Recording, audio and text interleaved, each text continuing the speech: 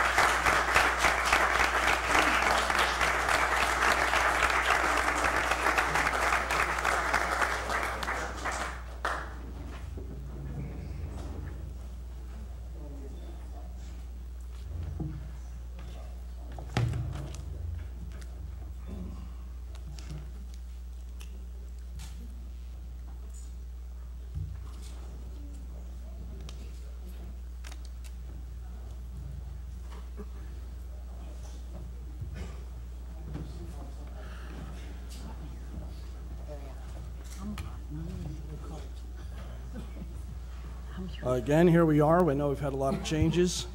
Again, I'll thank the committee first for allowing me to maintain the levels of staffing that we were at prior to retirement. So I appreciate that.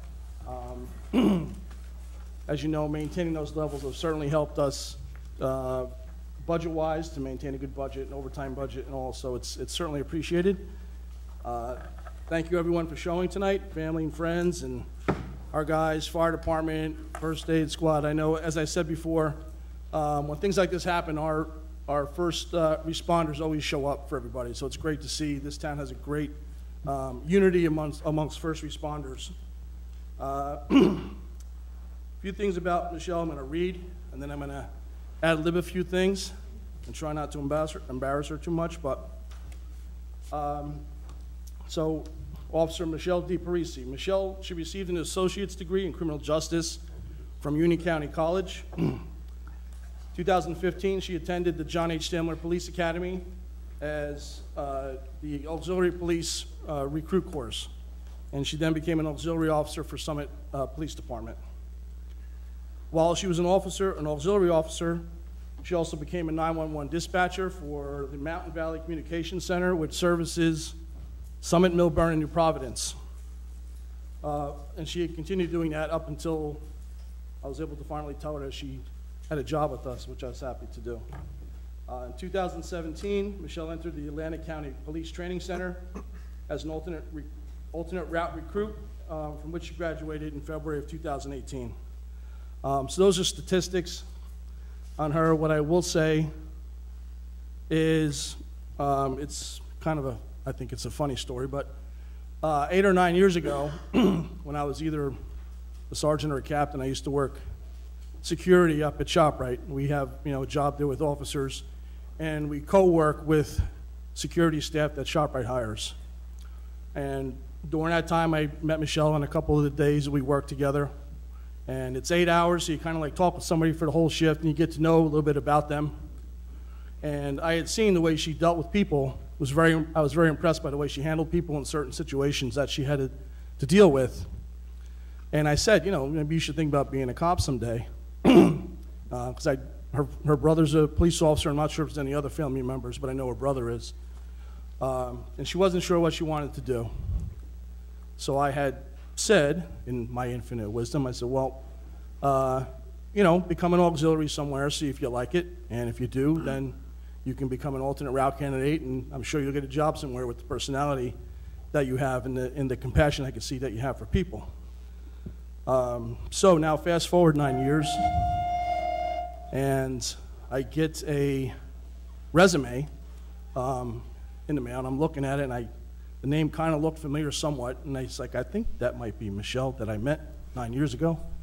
And so I read it and read through her bio, and sure enough, it was the same individual. I was pretty sure until she came in for an interview, then I knew for sure. And what's good about that, and I always say that I don't hire just anyone. We're very particular. We want, quality people that will deal with, our residents and our business owners, because we're a small town. We're very interactive with the community. And she had back then, what I knew that I liked in our police officers. So that certainly gave her an advantage, because when you do interviews for police officer jobs, everybody comes in any job, whatever it is, the interviews, they're going to give you their best side, and you really don't know the other side so much. But in this case, I did, because what I saw 8, 9 years ago was herself. It wasn't her trying to impress me, because she wasn't trying to get a job. So I already knew I had a quality person, as long as she did well in the interviews, which obviously she did. So I'm very, very thankful for that. It's welcome to our family, to your family. Thank you for letting me have her. We'll take good care of her. And thank you, everyone, for supporting. Thank you. Thank you.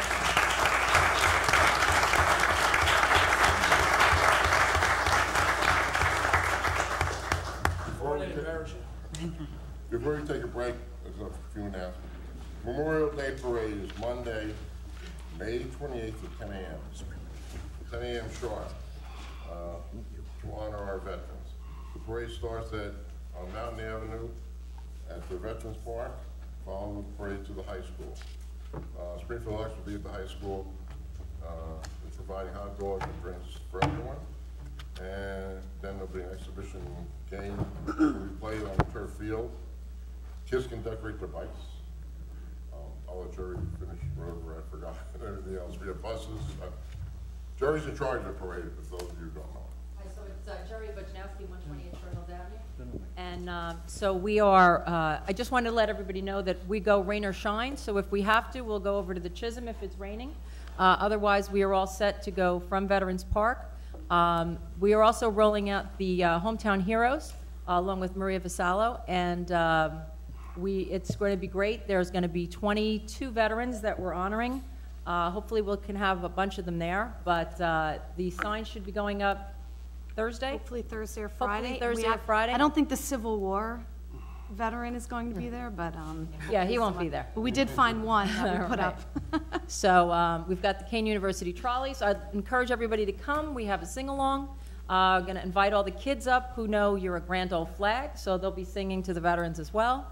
The Elks do a great job handing out the hot dog, and we'll also, at the end of the parade, we're going to see if we can keep some of the veterans there. So if anybody wants to talk to them, thank them, hear anything about their service, we encourage that, and hope to see everybody on Monday. Thank you. Thanks, Chair. I mean, if you haven't been here, be there. It's been building and building for the last few years. And I think everybody should go and thank the veterans. Every veteran you see, and I thank every veteran when I see them. I mean, if it wasn't for them, we wouldn't be here. All right, you have a proclamation to read. Deputy Mayor will read that on gun violence. Excuse me. National Gun Violence Awareness Day. Whereas every day 93 Americans on average are killed by gun violence and countless others are injured. And whereas Americans are 25 times more likely to be murdered by firearms than people in other developed countries. And whereas suicide attempts involving guns are over 45 times more fatal than attempts involving overdosing, and around 30 times more fatal than those involving cutting or stabbing, and almost 3 times more fatal than suicide attempts by jumping. And whereas citizen and government efforts to keep guns out of the hands of those who are likely to misuse them is not inconsistent with the Second Amendment of the United States Constitution. And whereas the organizers of the National Gun Violence Awareness Day proposed that residents of the United States wear orange on June 2nd, 2018, to raise the awareness of and to honor those who have fallen victim to gun violence. And whereas the Township of Springfield, Union County, New Jersey, supports efforts of private citizens and governmental entities to reduce gun violence. And whereas we renew our commitment to reduce gun violence and pledge to do all we can to keep firearms out of the wrong hands and encourage responsible gun ownership to help keep our community safe.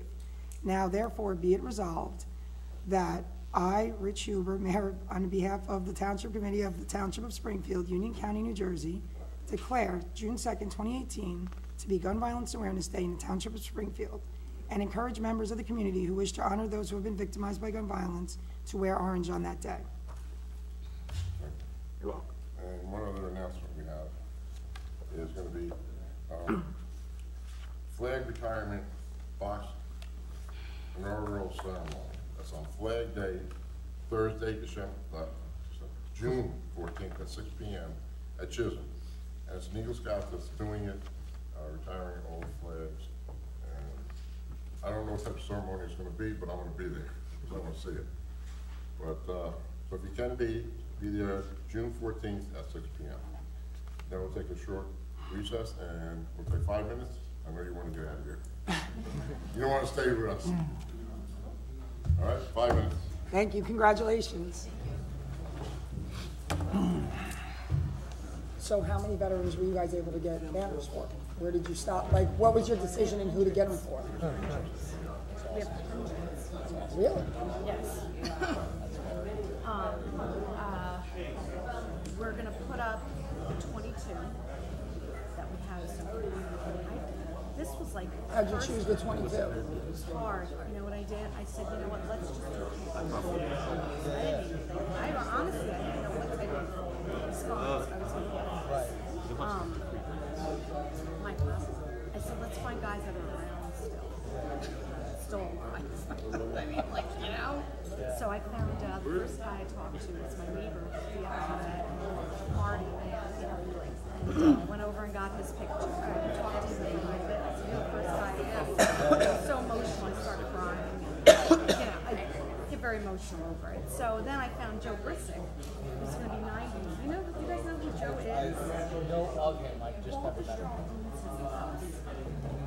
He's a very independent psychiatrist. And he wrote an incredible article about Normandy. Thank you, Mike. With the saxophones, which at that time was part of the Navy. So I said, I talked to this guy, now I go over there and deliver him to my brothers. Like, I love him. I'm like crazy over my brother. It's over there. So then it kind of snowballed. I said, let's make a Facebook page. Right. We got, I had like people asking me about it. I said, well, let's just get people together and make so it kind of, and it all came together. And so I tried to find guys that, and then the ones that have recently been deceased, or we just did first come first serve.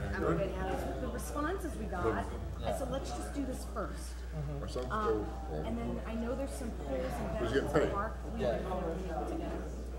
I feel like we should do something with the active duty guys, we never do anything. It's jealousy. Well, we have. I'm only going to talk for like 30 seconds and have it. No, I have the agenda here.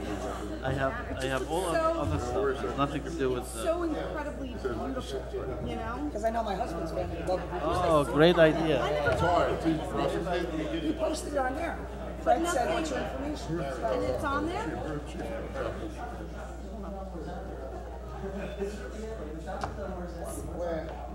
Here's Edward Wade. Hey, He died at Antietam. Linda, Civil we War. forgot a moment of silence for a very, So we went over, I didn't hear it. Jerry got it. Yeah, I didn't think so.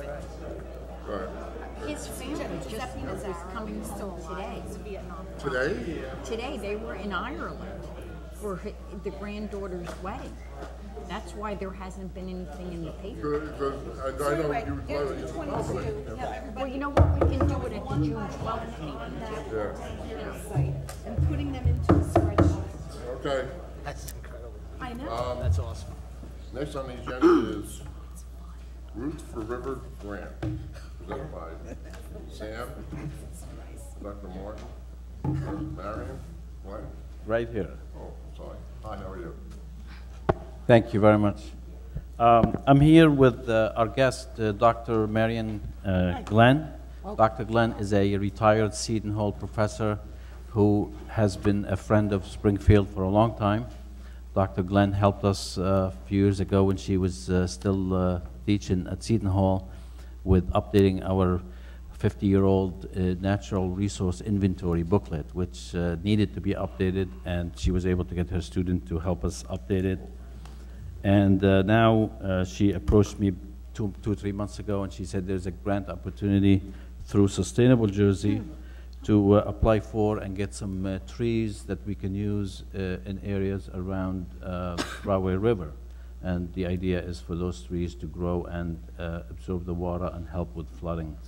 And Dr. Glenn helped write most of the grant application. I finished it and I submitted it, and we were successful in getting about $4,000 for this. And the money is, we get 50, we already I believe we already got 50% of the money, and we will get the other 50% when the project is completed. And I will let Dr. Glenn explain the process and what we are planting and where they are being planted and the process. Thank you very much. First of all, I want to congratulate the Springfield Green Team for having gotten the grant. You know that all the storms that we've been having have really been knocking trees down all over the state. And the national organization, the Nature Conservancy, was able to get several $1 million of funding to replace trees in New Jersey that are along the rivers. So they call this Roots to Rivers, with the idea that having more trees along our rivers will help for flooding, it'll help to keep the water cleaner. It's just generally good to have trees. So they teamed up with Sustainable Jersey to make these grants available. And they contacted the watershed associations because they knew those were the places where people knew where the water was. And so after I retired from Seton Hall, I've been very active with the Rahway River Watershed Association. And that was the connection that brought me to Springfield. So you can see this is a sort of 3- or 4-way partnership. Union County owns the park. Springfield got the grant, and the Rahway River Watershed Association is helping to implement it. So what we would like to do is invite the public to come and help plant trees. And we'll do this on June 8th and 9th, that's a Friday and Saturday, with the help of Union County and the Springfield Department of Public Works.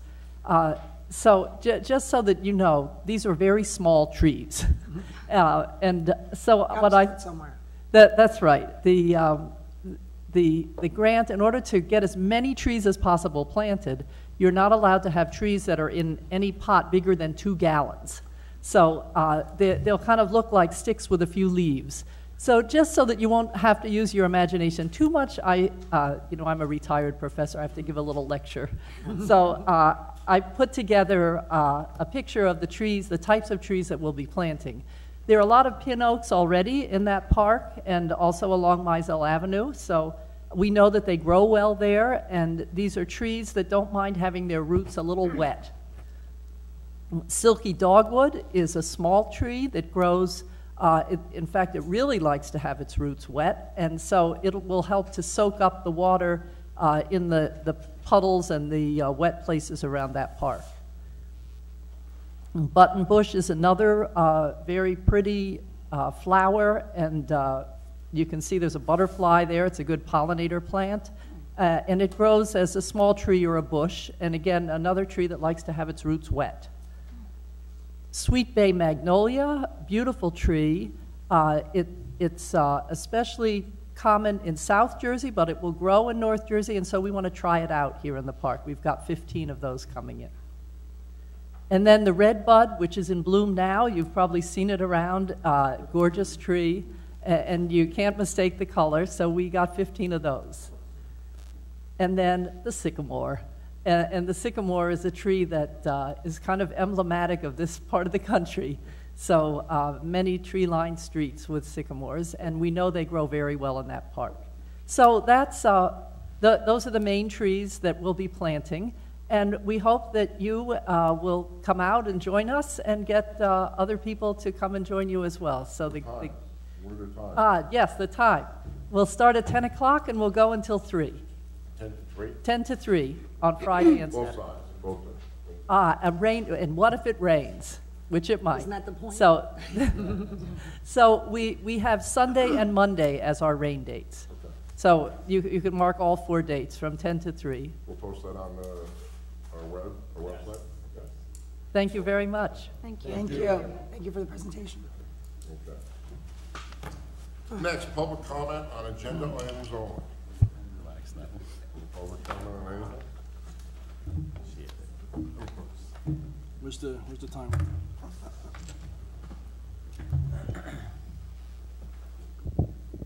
Ziad Shahadi, 96 Linden Avenue. Never heard of them. Never heard of him.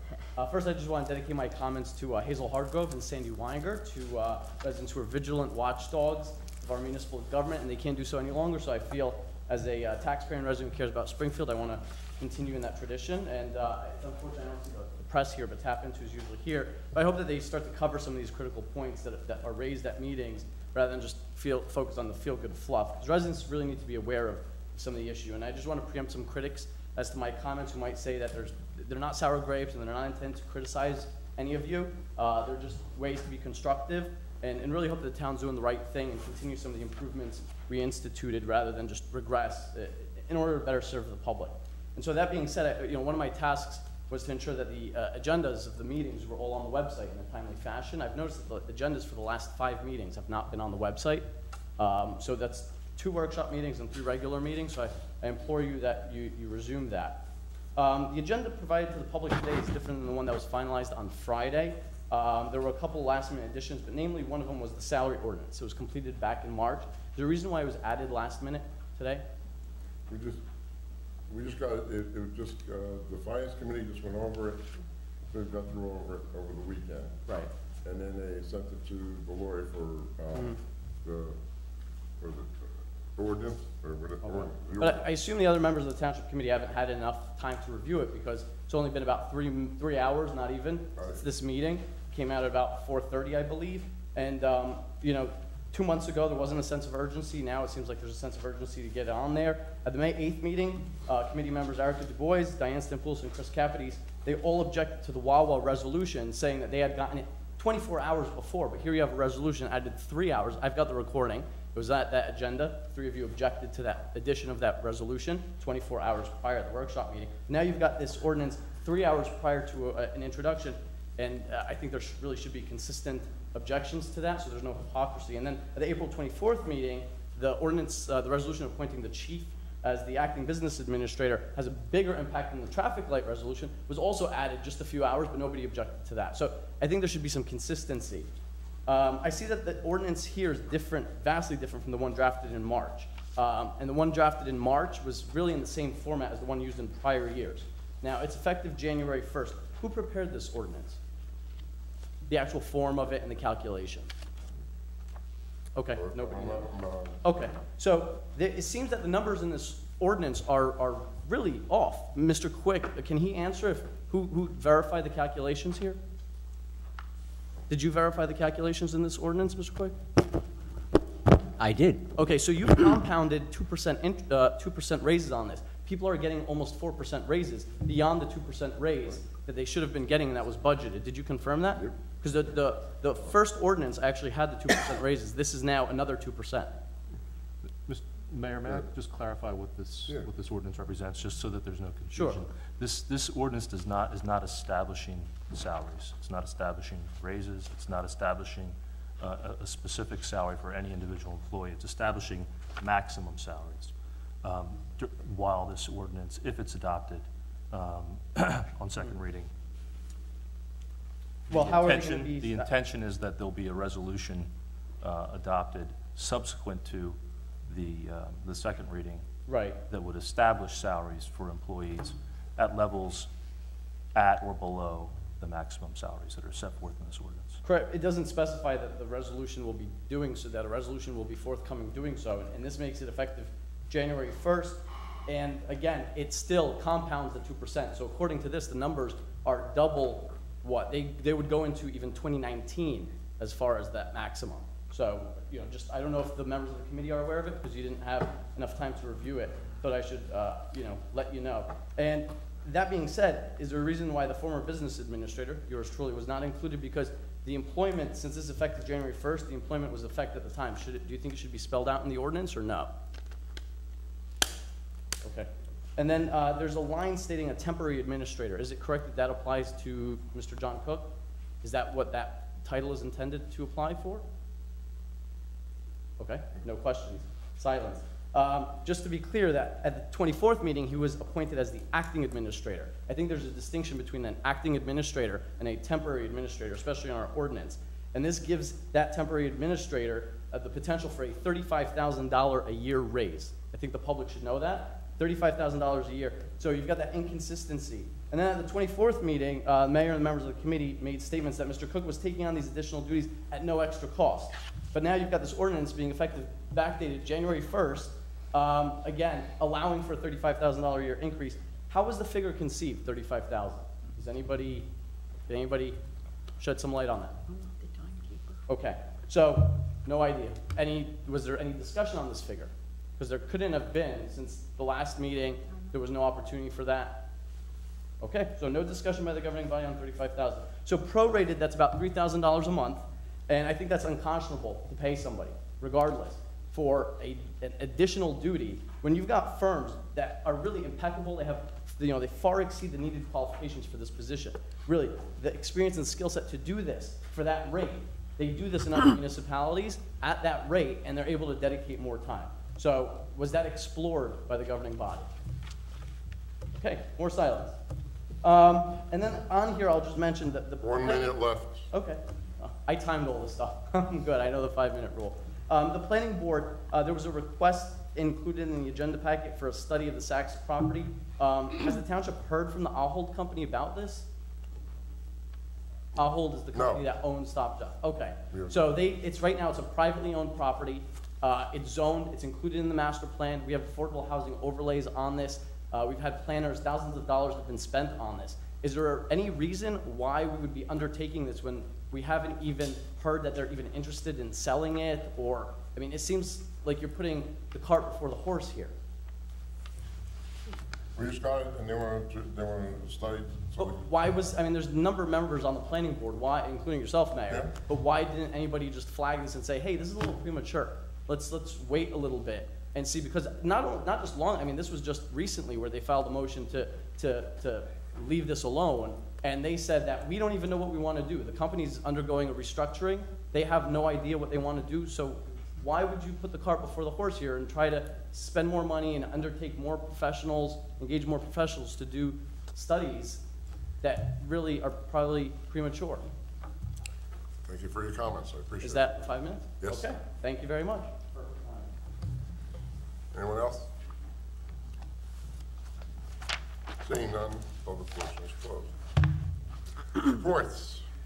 I'd like to make a motion to approve payroll and vouchers for the period of May 9, 2018 through May 22nd, 2018 in the amount of $5,337,785.77. I second. Roll call. Committeewoman Stampoulis? Yes. Committeeman Capides? Yes. Deputy Mayor Dubois? Yes. Committeewoman Vassallo? Yes. Mayor Huber? Yes. Minutes and reports? Mr. Mayor, if I can just comment just on a few things. Just a couple of reminders that and some of them we may have said already, but the pool preview is going to be held this Friday, the 25th from 4 to 7. The construction there is moving along pretty well. We're pretty happy about it, checking in on a regular basis. Registration is open for the upcoming Junior Police Academy course held by the Police Department. The deadline on registrations for that is June 20th. Don't register early for the townwide garage sale that'll be taking place on June 16th and 17th, which will be prior to the bulk pickup that's on the 20th and the 21st. The Memorial Day Parade we've discussed at length. Again, it's Monday on the 22nd, beginning at 10 a.m., Veterans Park. 20th, pardon me. 28th. Thank you. 28th. Thank you. And finally, Dr. Biellerai, who's the chairman of the Board of Health, he had asked us if we could post the pollen count, being this year, allergies are killing everybody.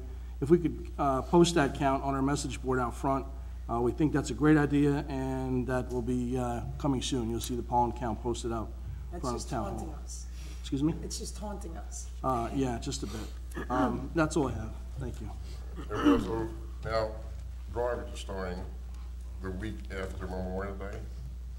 Right, and the days will be Monday, Tuesday, and Thursday and Friday. I don't know what was decided on, right offhand, I could check. Stop I here. think we're still waiting on records and files. All right, because that will be, all right. New business.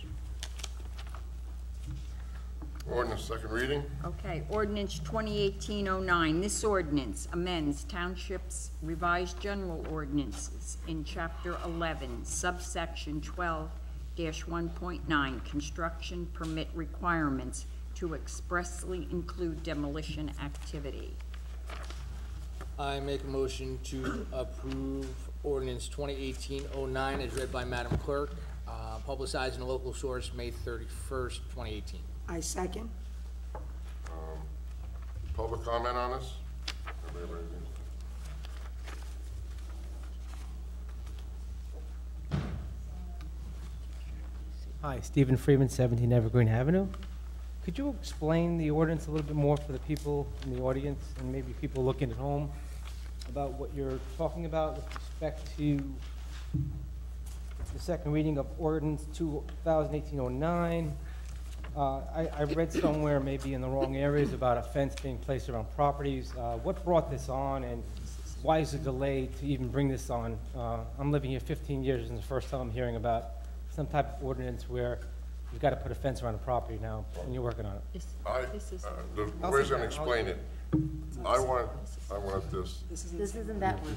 This isn't the same one. that you're No, is this a referring different one? All right, so maybe you can just explain a little bit about the ordinance while you're reading it for the audience? Thank you. Okay. Mr. Mayor, thanks. This is a similar section to where the construction fencing ordinance is placed. This is an ordinance that was recommended by the building department. What it does really is just it's a compilation of certain requirements that are already in place when demolition takes place within this town and every other town in New Jersey. But it's basically being placed in one spot within our township code, in essence, to help make it a little bit easier for folks who are doing that kind of work. It doesn't impose any greater restrictions than the law and regulations already place on owners and contractors. This has nothing to do with fencing, just to make that clear. It's a separate ordinance from the other ordinance. Yes. Correct. It's not the same. Anybody else from the public? Seeing none, any discussion up here, anything?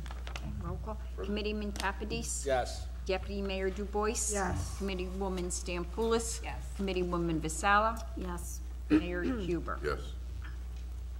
Okay. Ordinance 2018-11. This bond ordinance authorizes the making of various public improvements and the acquisition of new, additional, or replacement equipment and machinery, new information technology equipment, new communication and signal systems equipment, and new automotive vehicles, including original apparatus and equipment in, by, and for the Township of Springfield, County of Union, to appropriate the sum of $5,034,000 to pay the costs thereof, to make a down payment, to authorize the issuance of bonds to finance such appropriation, and to provide for the issuance of bond anticipation notes in anticipation of the issuance of such bonds. I'd like to make a motion to adopt ordinance 2018-11 as read by Madam Clerk, with the publication and local source on May 31st, 2018. I second. Public comment on this?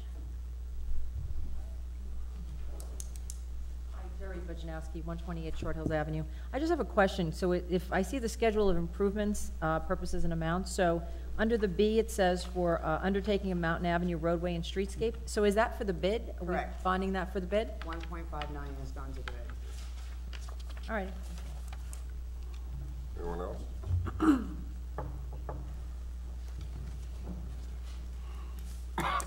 Ziad Shadi, 96 London Avenue. Actually, that's a good point, dovetailing on that. Is there an agreement in place, though, or a schedule, or some sort of letter of agreement with Business Improvement District as to the repayment of that bond? I have not seen anything. Okay, so you're undertaking this debt without a sort of promissory note or repayment schedule with them? Is there an intention as to when to do that? Because I believe the conversation was they were going to repay that over some number of years. Hey, Mayor, can I interject real Yes. fast? Okay. As you are fully aware, the 1.5 is just simply allocated and appropriated. Correct. It won't be touched at all, my understanding of it. There will be not a dime of debt on that and to be incurred until they actually need it and use it, until we actually go to the No, marketplace. I understand that. My question was, when is that envisioned? Again, you're still putting that in here. It seems like from the No, policy. we're not getting any debt until we have the note and everything else, am I Okay, correct, Mr. Clerk? so, okay, that's good, because I don't think it looked from everybody's expression that nobody was aware that you needed one. We're not. Okay, awesome. There's $300,000 in this for sanitary sewer line improvements. Can Mr. Quick or Mr. Mardini answer, are they familiar with the DEP Environmental Infrastructure Financing Program? Are either of you aware of that? Mr. Quick, are you aware of that? I am not. Mr. Mardini? Yes, I am. Okay, do you know if this would qualify for that? Yes, it will, but It we would. have to pay for it at Right. that interest that is higher than the interest. No, that's not correct. So the Environmental Infrastructure Financing Program actually gives you 0% interest for approximately 20 years for half of that, and then the balance of it is actually at about the market rate or less. So you have an opportunity to not indebt yourself $300,000 and actually get about $150,000 of that for free, and then the balance of it at the market rate or less. So again, I just think that you should explore that. I'm just curious why it wasn't explored. I guess maybe because they're day-to-day operations and, Oh, so now the governing body doesn't get involved in day-to-day operation? yeah. Okay. But, I mean, the professionals should have. They will Yeah. check it out, thank you. Well, but you're now adopting that bond ordinance today. This is the first reading, am I correct? Nope, second reading. I apologize. Yeah. Okay. Anyone else? All right. Discussion? All right, vote please. Committeewoman Stampoulis? Yes. Committeeman Capides? Yes. Deputy Mayor Dubois? Yes. Committeewoman Vassallo? No. Mayor Huber? Yes, Ordinance passes. okay. We have first readings. Ordinance 2018-14. This ordinance amends the ordinance establishing the maximum base salary and compensation for certain officers, positions, and employees within the Township of Springfield. I would like to make a motion to adopt ordinance 2018-14 as read by Madam Clerk, with the publication in the local source on May 31st, 2018, with the final hearing on June 12th, 2018. I second. All right, discussion? Maria? So, I'm taking a look at the particular ordinance, and I'm wondering why we have the township administrator as a temporary position now in 2018, when I thought that that was not going to be the case. Has there been additional discussion about this, and has everybody No. else, There's been no, because I was not, well, yep, so discuss what you're allowed to say and what you're not allowed to say, and then say it.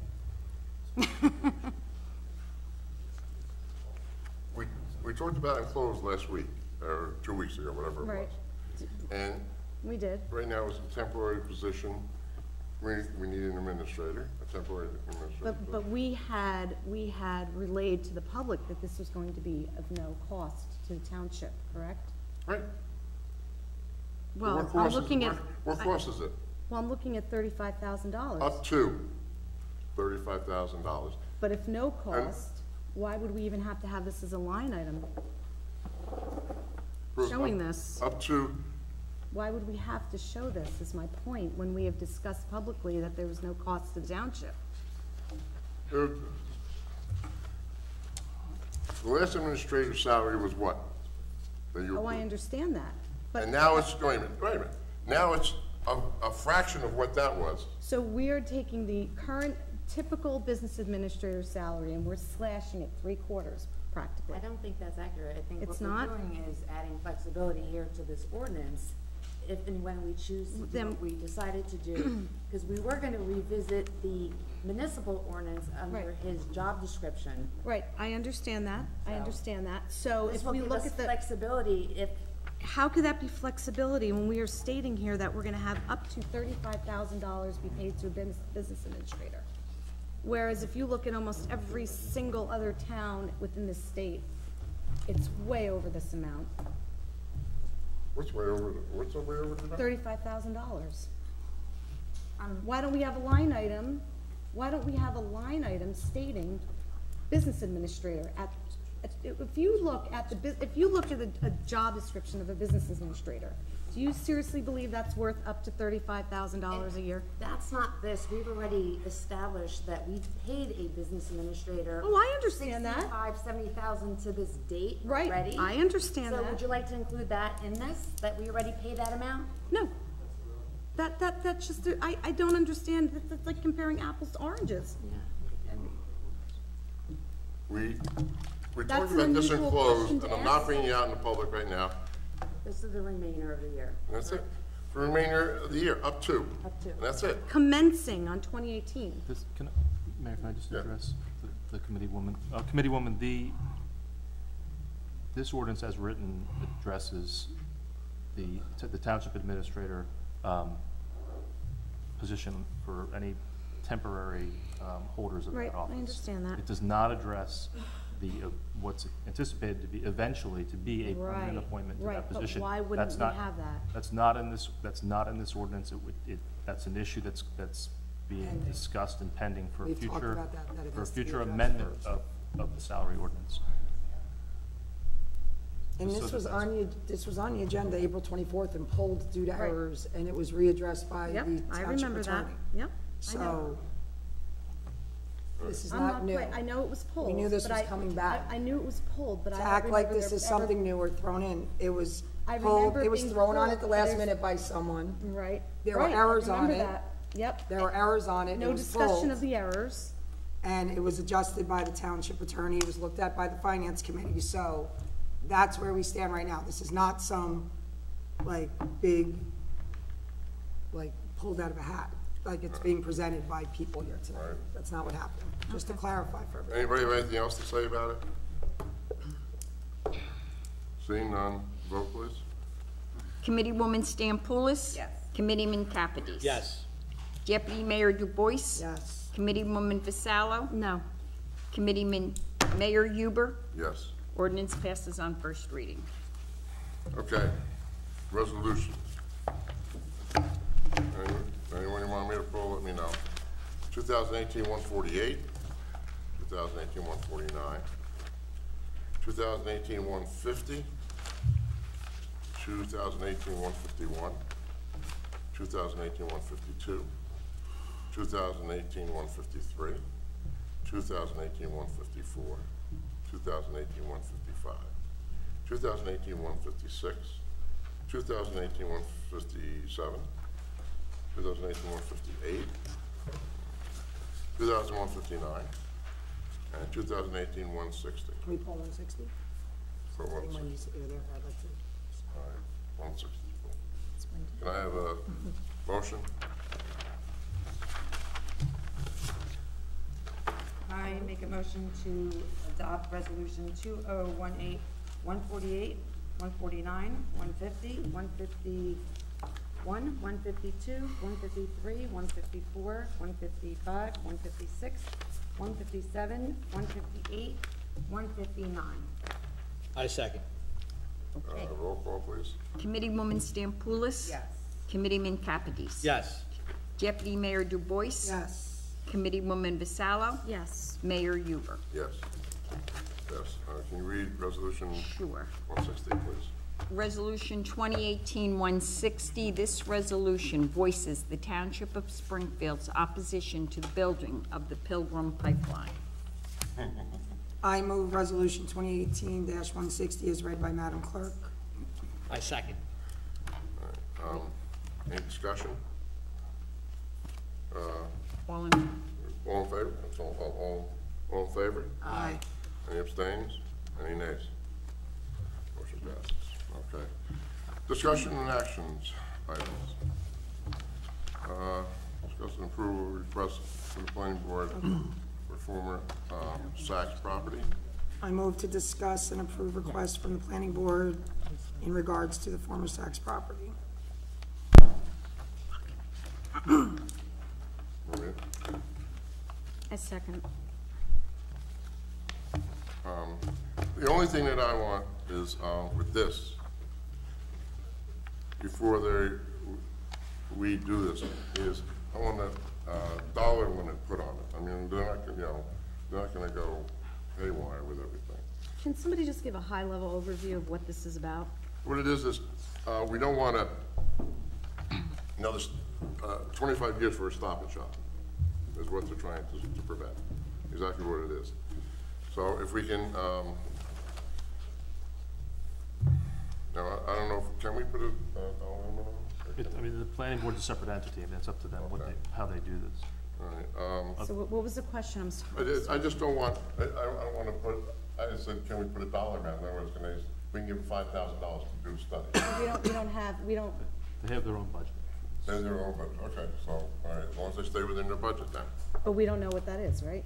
We don't know how much is gonna be allocated towards this study. Well, they have their own budget that they can't go over for the year, whatever it is. It's specific towards this specific study for this project. It's in their. Well, it's a budget Yes, item for but their studies, for but we them. don't really have the information on it Right. yet. Mr. Martini, you can elaborate on that, correct? And which one? On this request from the planning board? Well, the planning board met at the last meeting, and they discussed the issue, and they felt that this is the proper time that all the litigations for that property is dropped, to have the township involved in deciding what happened to that property. And they requested that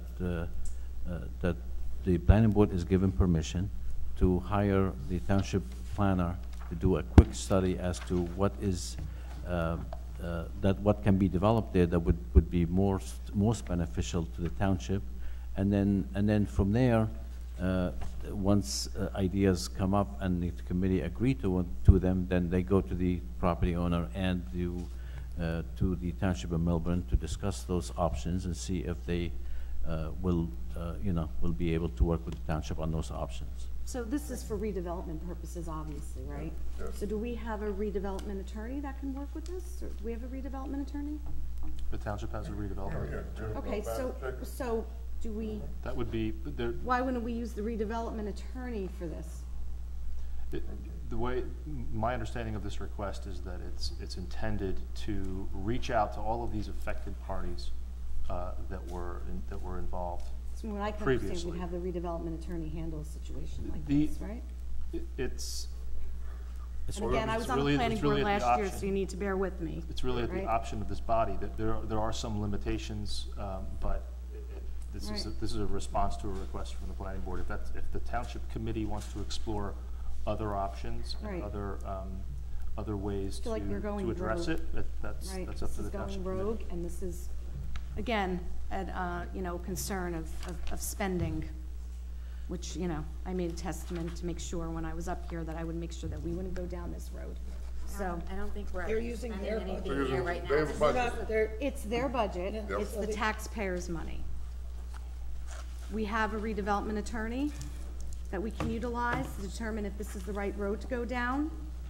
I'm looking at it from a high level, I'm not trying to get in the weeds here. Well, I know their planner will look at it. He's been with us for years. Yeah, the planner prepared the master plans. There's an overlay zone on that property. He's No, I very, very understand. familiar with all those properties. Right. His study would determine what is most beneficial in terms of what is the return for the township on whatever is being developed. Can I ask for, all in favor?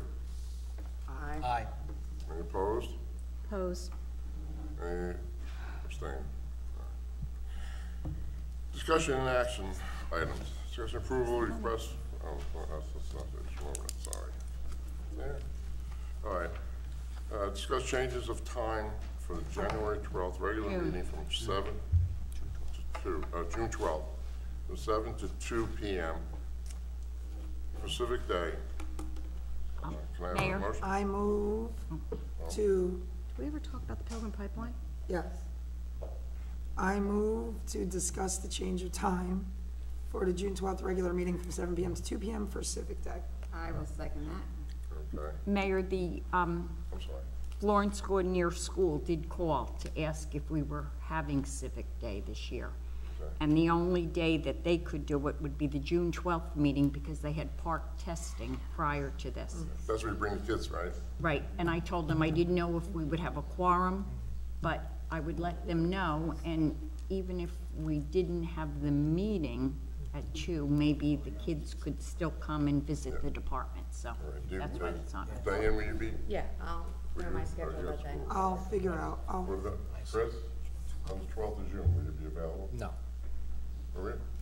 I need to look. And I will check I have to check the schedule at work. Linda, is that the date, I'll ask you later, Governor Cody's coming, supposed to come?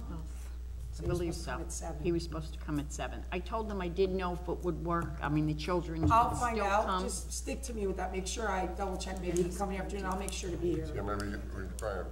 Okay. So okay. I'll check with everyone I'll and try and get that. I'll let the school know. I'll try my best to be there, and I'll see if I can adjust that time. All in favor? Aye. Any opposed? Any abstentions? No. All right, the last one that we're putting on is, making a motion to appoint Alex Kaiser to the Rent Leveling Board to fill the term of John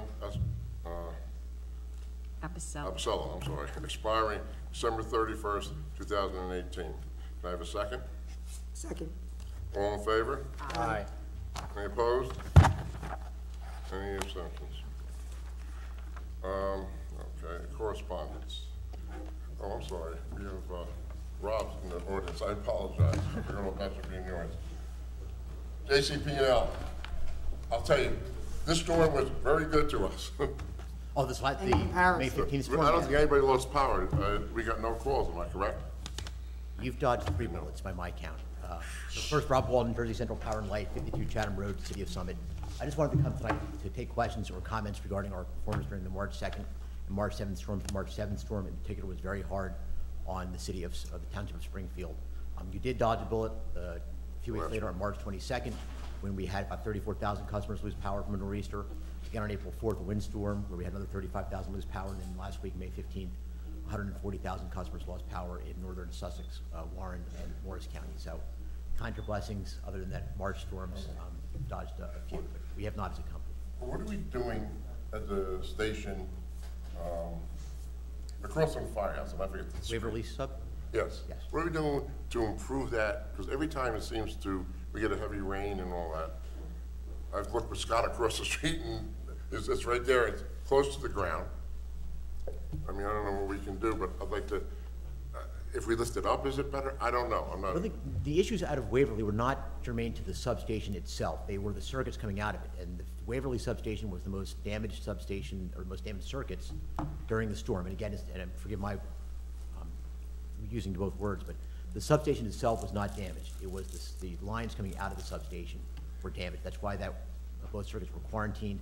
That's why we got the special attention to those circuits that serve Springfield. The substation itself did not flood. We had substation flood during Irene. That was not one of them. The substation itself was fine. It was the circuits coming out of it. But it's a fair question. And what do we need to do to improve reliability? Reliability in Springfield has improved each of the last 4 or 5 years since Hurricane Sandy. But certainly this March storms were outliers. Maria, do you have any questions for him? Chris? No, it's knocking on wood. Erica? No, thank you. Diane? No, I'm good, thank you. Chief? No, sir. Linda? No? Rob, one question. Are you planning any upgrades anywhere in the township in the current months, years? Yes, we're actually working on a project to try to tie part of the Waverly substation to an adjacent, the Waverly circuit to an adjacent circuit through Springfield Township. That project is in the planning stage at this point. That would be a substantial improvement that would allow us to restore customers very quickly should we have an outage, and also change the circuit flow. We need some permission from property owners we're working with. We may need the township's help on that, which we will solicit if the time requires it and it comes to that. Yes. Okay, great. I do want to thank you on behalf of the Township Committee. You're always available to help us, and you helped us with the pool and other projects, and we appreciate it. I did have a question. I remember now that I wrote it down, thank God, in my notepad. A resident asked me about the tree, I wrote it down, the tree cutbacks and why, in their view, you haven't been keeping up with the NJAC regulations. I wrote it down, I'm just reiterating what they said. I would strongly disagree. The feedback we get is we're too aggressive at times. And our requirement and limit is 15 foot around the wires, except for the lockout zone, which is defined as the area from the substation to the first protected device, the protected device being a circuit breaker. So from that first, from the substation in Waverly, for example, down the block, we were able to trim 15 foot ground to sky. That's the limbs out of the way. You're not able to trim limbs over the lines beyond that or more than 15 feet. We have seen substantial improvement in tree-related outages because of that increased standard in the lockout zone. We'd love to see that elsewhere. It would certainly improve reliability, but right now we don't have permission to do that. Okay. That is one of the things post-storm that we've gotten the most feedback on. One is having more crews available earlier.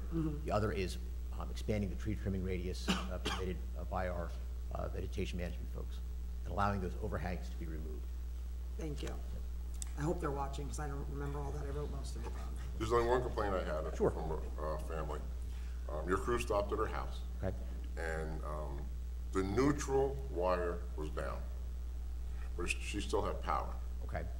Right. And from what I understood, she called me in a panic. She had kids. She had things plugged in.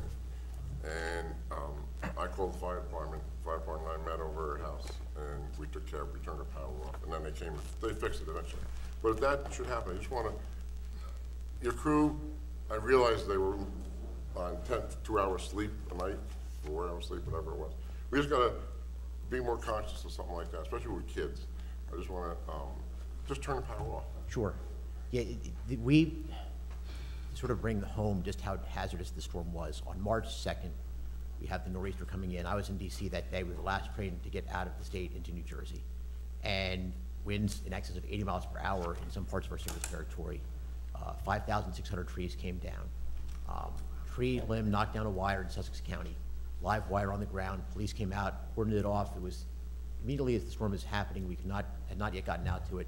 A gentleman ignored the caution tape, stepped on it, and he's no longer with us. And that sort of set the tone for us for the entire storm, talking about safety and concern for down wires and things of that sort. So, yes, Mayor, it's a relevant point. It's a wonderful point. We need to be very concerned about the wires that are out in our service. Especially wires. I mean, I'm no electrician. I mean, I don't want to. A woman came to me and said, "What do we do?" I said, "We got to get an electrician." And so it just happens one of the firemen was an electrician, and we turned off the power. But you guys did, considering you guys did a good job, you know, got it done. Thanks for that. I have nothing else. It seemed like during that time that initially the people who came from out of state to help were put, maybe because the companies out of state were put so far away that they had to travel so far, like they were in like South Jersey to come up here. And maybe like going forward, if there was better planning on having them closer, that would have saved some time. And it seemed like there was a lot of downtime in communication from what I heard. I can't say firsthand, but secondhand, that there was a lot of downtime with communication with guys in trucks waiting for like work orders and things. And I don't know if that, I'm assuming that's probably being addressed. Yeah, a couple things on that. First of all, by the time the second storm came through that it hit Springfield, we already had crews of 6,000 employees, 4,500 were out-of-state employees. So we had taken every hotel room that wasn't taken by a resident who was without power. We had a station set up at the Livingston Mall to house and feed some folks with only so much capacity you have there. So that was a real challenge for us, was finding enough rooms for these guys to sleep in at night and be able to get back to work early enough. And yes, some of them wound up staying as far away as Easton or South Jersey as well. The other thing about the crews waiting, there's some truth to that and some not truth to that. Okay. We have the crews that we bring in that are from utilities have on their trucks all the computer apparatus that we have at JCP&L, so we're able to keep track of them, give them real-time information, give them real-time work. Contractors usually do not, and it takes some time for us to give them the jobs they need to move on. The other thing that happens is these guys are working, as the mayor pointed out, long days, 16-hour days. Oh, yeah. And oftentimes they're taking a break, and we're glad they do because it's safe. For their safety. We need them to have a good lunch, we need them to get to collect themselves and to go on to the next job safely. And if I'm a lineman and somebody walks up to me and says, "What are you doing here sitting around?" I'm not gonna say I'm on my coffee break, I'm gonna say, "Oh, I'm waiting for a job."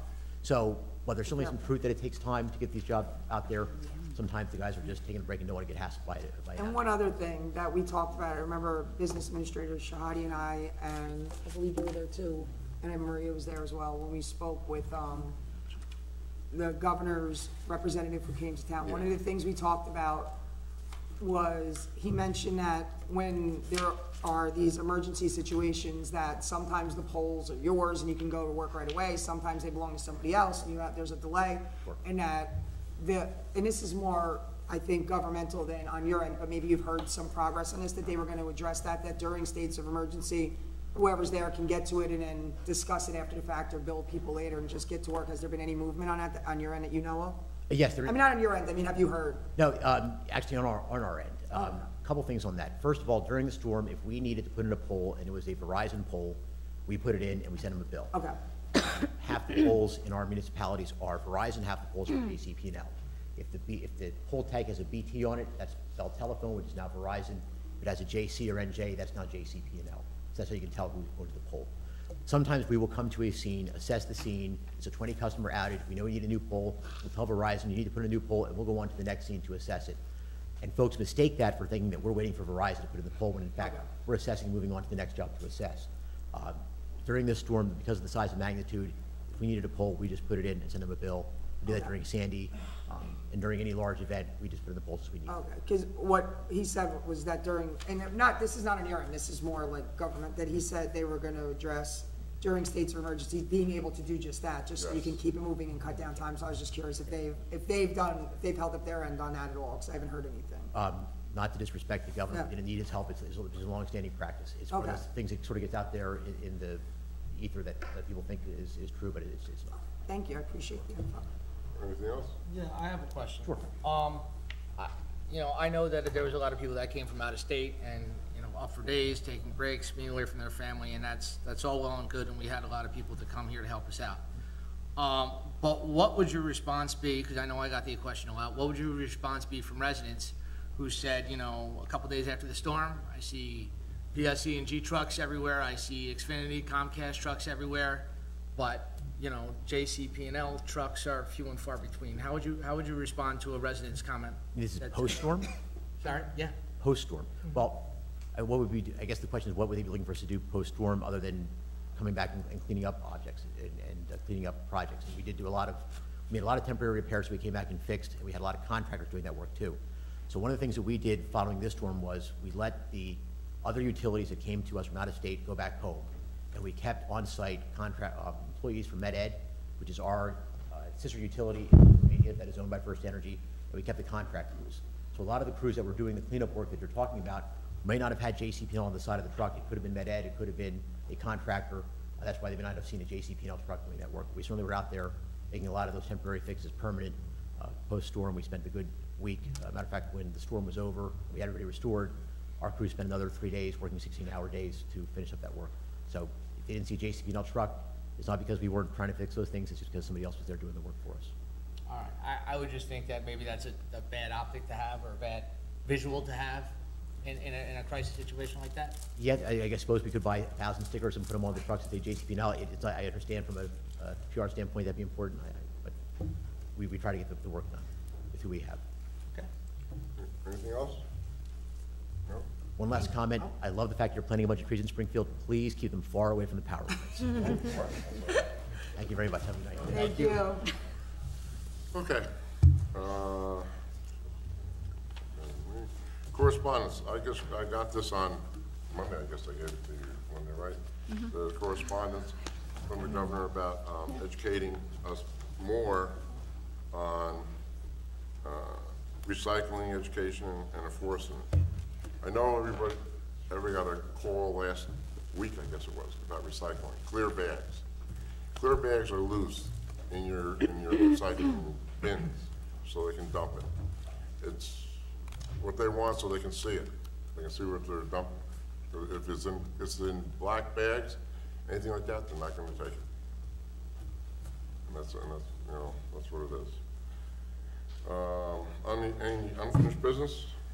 Quick question, I know, was it last meeting or the meeting before we had, it was a resolution regarding Wawa about the traffic study. Has there been any movement on that? It's going to be part of our closed session discussion. Okay. Yeah, all right. Public comment on any government thing in it. I'm Carrie Wojnowski, 128 Charles Ave.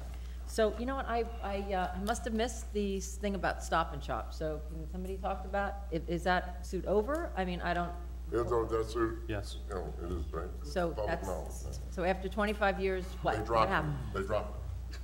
All parties, all parties. The plaintiff dismissed the suit against all of the defendants, and all of the defendants dismissed the suit against all of their co-defendants and the plaintiff. So, and so have they mentioned what they want to do with the property at all? No. Nothing official. No. All right, thank you. Ridiculous. Leroy Lewis, 28 Warwick Circle, Springfield. Going back to April 24th's meeting when Chief was appointed temporary BA, I had questioned where we were going, what avenue we were going to go down. We were told that, the public was told that on the 8th of May at that meeting, it would be discussed and the public would know. Nothing was discussed. Here we are again tonight, and public still doesn't know what's going on with the search or non-search for a replacement of our business administrator, with the exception of $35,000 it could cost, of which it was not supposed to cost us anything. Even if it's $1, it's still a cost to the township. With this said, another point was brought up tonight that we could have applied for $300,000 that is now in that $5 million bond. Our trash went up, our recycling went up $500,000. So, simple math, I'm calculating in 5 months, we're at about $1 million almost already. Not counting frivolous ordinances that we have to keep rewriting because they're just being passed haphazard. So in 5 months, we're approaching $1 million. Does your well have a bottom? Because I don't know where you're getting all the cash from. Because I know where you're going to get the cash from. You're going to get the cash from me and all these other people out there watching us in TV land. Because you're going to have to raise our taxes. There's $1 million already in 5 months. At this rate, it's gonna be crazy. That's all I have to say.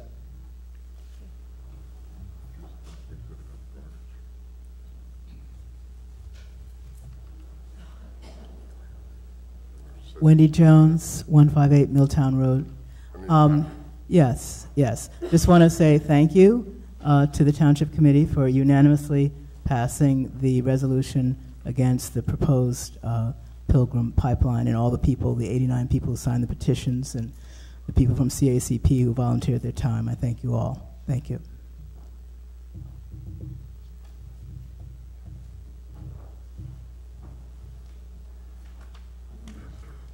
Jerry Fernandez, 393 Hillside Avenue. Just 2 questions. One, on the position for the BA, is there going to be a search group like we did last time, or is there anything been discussed yet that you can let the public know? We discussed in close. I can't, as you know, I can't bring it out until. There's a lot of things we have to do. We discussed. Yes, there will be a search, but I can't say anything else. Okay, no problem. Just recommendation, since our Township Committee does change faces a lot and parties a lot, be a nice idea to let the person or as you do a search, know that you have maybe representatives from both sides, so that they feel that they were chosen by both sides, or both sides of the aisle. The other question too, and I missed the planning board meeting because they changed the date on it to not a normal day that we have, and I think you missed it as well. No, I was there. Oh, you were there? I'm sorry. So instead of our regular Wednesday, it was a Thursday, and I had to go to work. But I guess my question is, and since this is with Milburn also, I'm sorry, in this property, in the past, we've never really went this route as far as any redevelopment ideas. Usually like Committeewoman Vassallo had said, our attorney for redevelopment got involved with the planner, and then we made, a presentation, I guess, to the property owner. At the end of the day, the property owner can, as long as they're in their legal rights, can build whatever they like. We can suggest anything we like. That's in the rights. But am I correct? Unless they fall into the redevelopment plan, are they in the redevelopment plan now? I don't think so, right? They're not. They're not. So wouldn't the first move there be to put them in or make that into? Well, I think that's what the planner is gonna suggest. Maybe suggest or study to see if it's feasible. Yeah, there's certain requirements to right. So that's. That's what the planning board wants the planner to do. To have that, I still trying to figure out what that purpose of that meeting was for, because, like I said, we've never done anything like that with redevelopment before, or any other properties that I know of in my tenure on the planning board and on the committee. So just curious on that. All right. So thank you. Thanks, Jerry.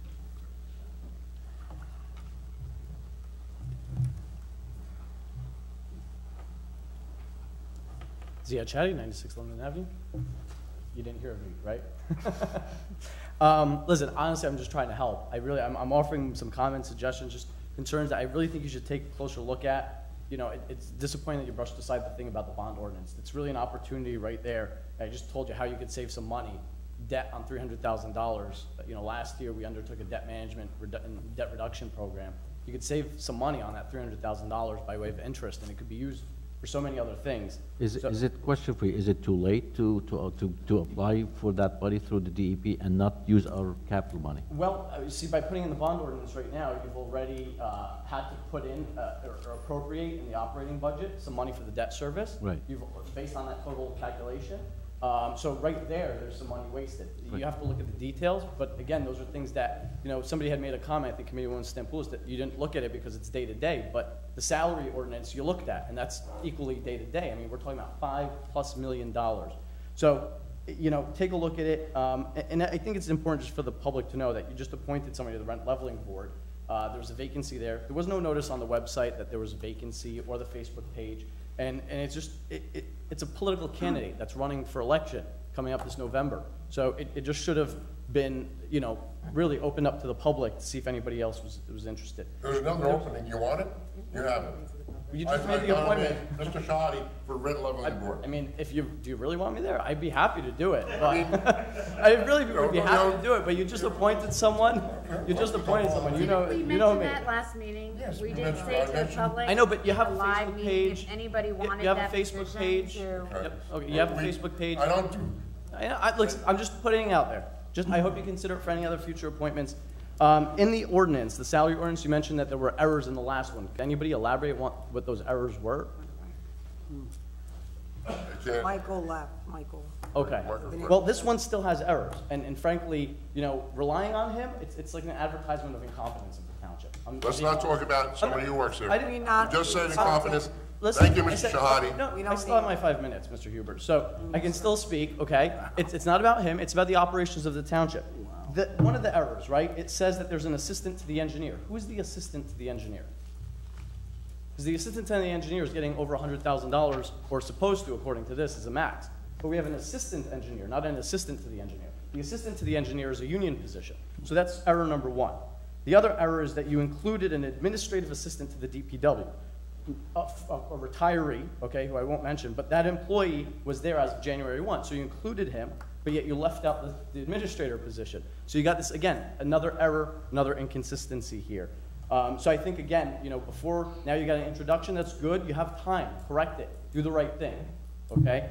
And then you did talk about the executive session, Mr. Huber, about the matter of the BA position. You did talk about some details.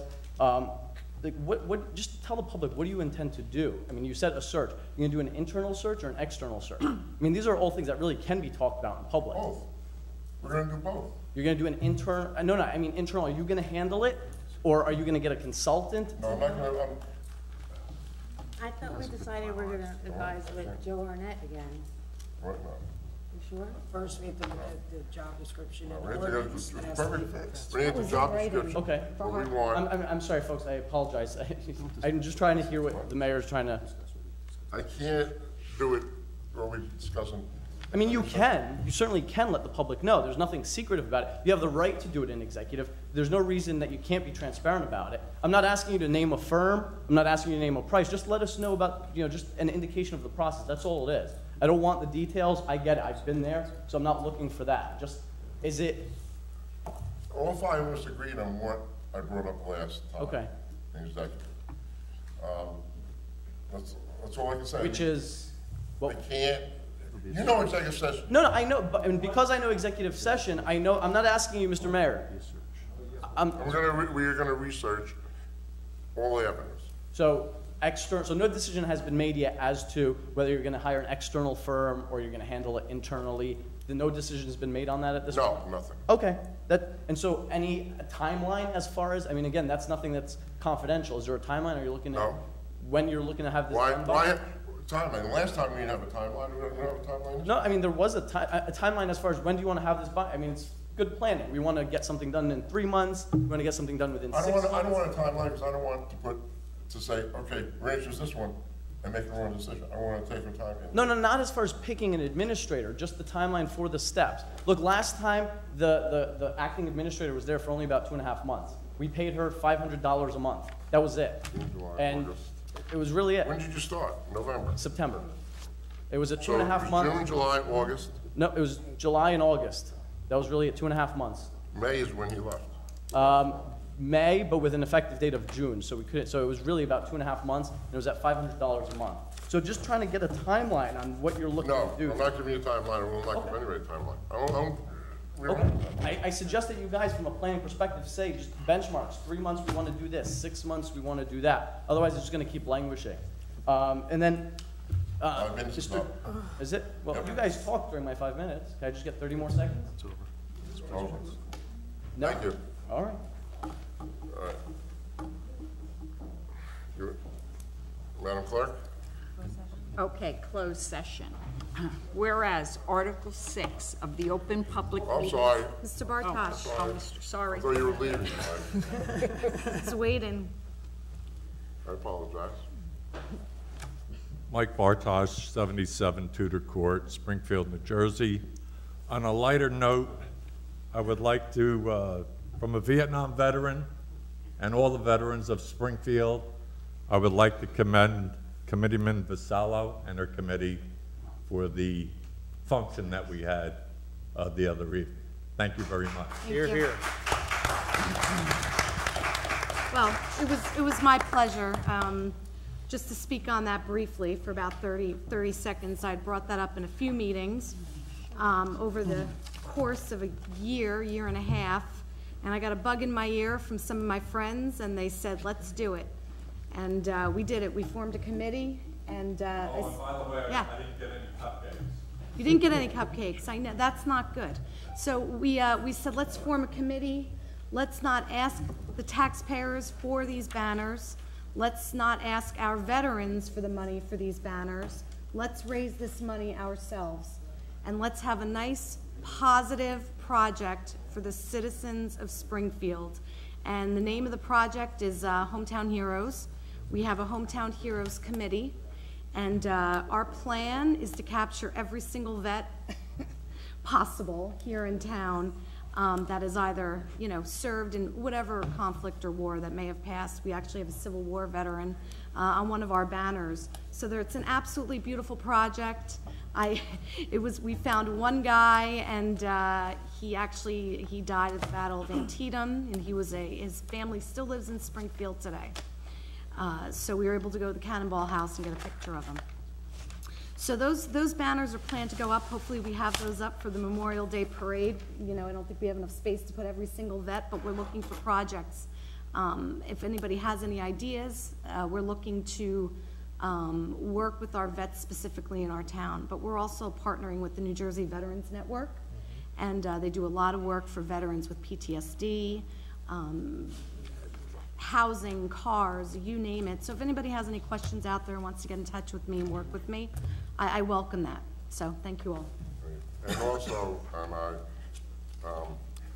forget the gentleman's last name, Ray Schramm. A veteran passed away last Friday? He passed away the day of our kickoff event. Friday. I mean, He never got to see his banner. he was always at the parades, always there. Yep. And our condolences go out to his family. Okay, I'm sorry. Stephen Freeman, 17 Evergreen Avenue. I got a note in my mailbox regarding PSE&G work going on around town. They said they were going to be. Do you know about this, Sam? Yes, I spoke about this at the last meeting. Okay. PSC&G started their phase 2 of their main replacement in Township. Right. Would that? I mean, I have I have a meter that's inside my house. They're going to move it to the outside. Is that part of the deal? That would mean they have to go cut my driveway open. Is that okay? I don't know if they're doing that. I know they're replacing some mains, and they also replacing some services, but I'm not sure if they're actually taking the meters out. Okay, I have a letter I can provide. Just call him and call Sam and I just, yeah, all right. no problem. Before we close, on June 12th, at our next Township Committee meeting, tentatively, because we might be changing the time, former Governor Cody is planning on coming to present the township with signs to mark us a stigma-free community. However, due to the time change, we might have to adjust that, but tentatively, he's scheduled to come June 12th and present the township with 2 signs that we'll put at what they deem 2 entrances of the community. You might have seen them in Maplewood because they have them. So he is supposed to come June 12th, but now with the time change, that might change, but I just wanted to say, just in case, that if anybody wanted to come and see the presentation, that'll be, hopefully will be June 12th, and if that changes, I will let you know, and Linda, I'll keep you posted on that. Isn't that? It is. Yeah. Originally, It'll be on the. originally he was gonna come that day at 7, but now that the time changed, I don't know if he's available, so I'm gonna find out tomorrow. He's done a lot of work with the state. Yes, so. Linda, can you please read it now? Resolution 522-18, whereas Article 6 of the Open Public Meetings Act provides that a public body may hold a closed session, and whereas the Township Committee will during this meeting enter into discussion of the following matters: a matter covered by attorney-client privilege involving the 2017 Cleveland Springfield LLC. Whereas the matters to be discussed in closed session are to remain in the strictest of confidence by all Township Committee members, in furtherance of their fiduciary duties to the township. Now therefore be it resolved, matters discussed at this meeting will be released to the public when the reasons for discussing and acting upon them in closed session no longer exists. I have a motion? Motion. I make a motion. I second. All in favor? Aye. Opposed? Thank you. We will not be taking any No action. No action will be taken, right?